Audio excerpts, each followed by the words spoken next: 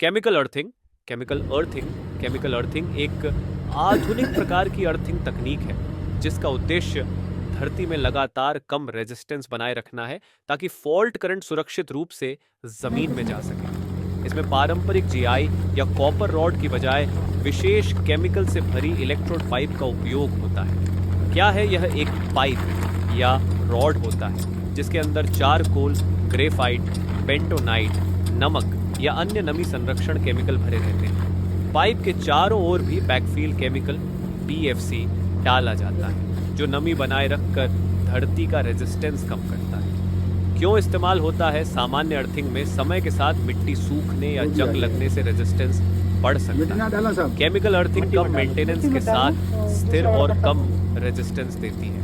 Fault current को जल्दी और सुरक्षित रूप से जमीन में फैलाती है। फायदे: रेजिस्टेंस लंबे समय तक कम रहता है, नमी की जरूरत कम होती है, बार बार पानी डालने की आवश्यकता नहीं, करंट को आसानी से डिसिपेट करता है, औद्योगिक, कमर्शियल और घरेलू सभी जगहों पर उपयोगी है। ऐसी ही और जानकारी के लिए विनय टेक्निकल ट्रेनिंग चैनल को सब्सक्राइब करें। अर्थिंग का मुख्य उद्देश्य फॉल्ट करंट को सुरक्षित रूप से जमीन में भेजना और धरती के साथ वोल्टेज को लगभग शून्य वोल्ट पर रखना होता है। केमिकल अर्थिंग के लिए जिन बातों पर ध्यान दिया जाता है वे ये हैं: एक, अर्थिंग रेजिस्टेंस घरेलू ऑफिस इंस्टॉलेशन में रेजिस्टेंस 5 ओम से कम होना चाहिए।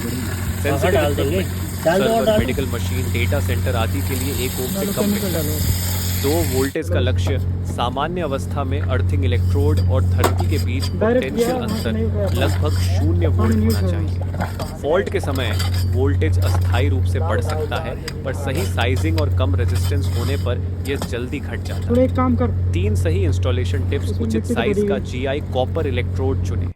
बैकफिल केमिकल BFC सही अनुपात में भरें। समय समय पर टेस्टिंग करें। अर्थ टेस्टर मेगाजर से रेजिस्टेंस मापें। 236।